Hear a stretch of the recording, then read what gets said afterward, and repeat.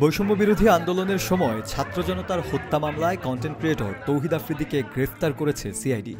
রবিবার সন্ধ্যায় বরিশাল থেকে তাকে গ্রেফতার করা হয়।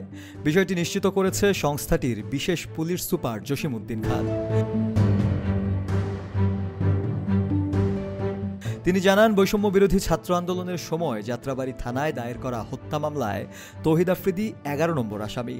মামলার প্রধান আসামি সাবেক প্রধানমন্ত্রী শেখ হাসিনা, দ্বিতীয় আসামি সাবেক সেতুমন্ত্রী ওবায়দুল কাদের এবং তৃতীয় আসামি পুলিশের সাবেক আইজিপি আব্দুল্লাহ আল মামুন। এ মামলায় এর আগেই ২২ নম্বর আসামি হিসেবে গত ১৭ আগস্ট গ্রেফতার করা হয় তৌহিদ আফ্রিদির বাবা মাই টিভির চেয়ারম্যান নাসির উদ্দিন সাথীকে।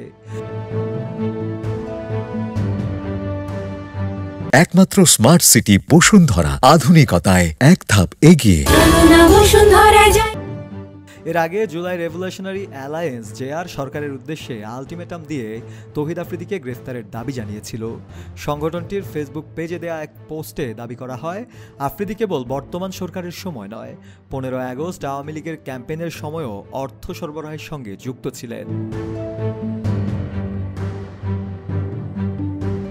তৌহিদ আফ্রিদি মূলত একজন পরিচিত কন্টেন্ট ক্রিয়েটর, ইউটিউবার এবং সোশ্যাল মিডিয়া ইনফ্লুয়েন্সার, যার ইউটিউব এবং ফেসবুকে ব্যাপক সংখ্যক ফলোয়ার রয়েছে।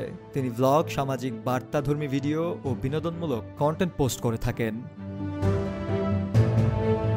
শফেল মাওলা, কালের কণ্ঠ।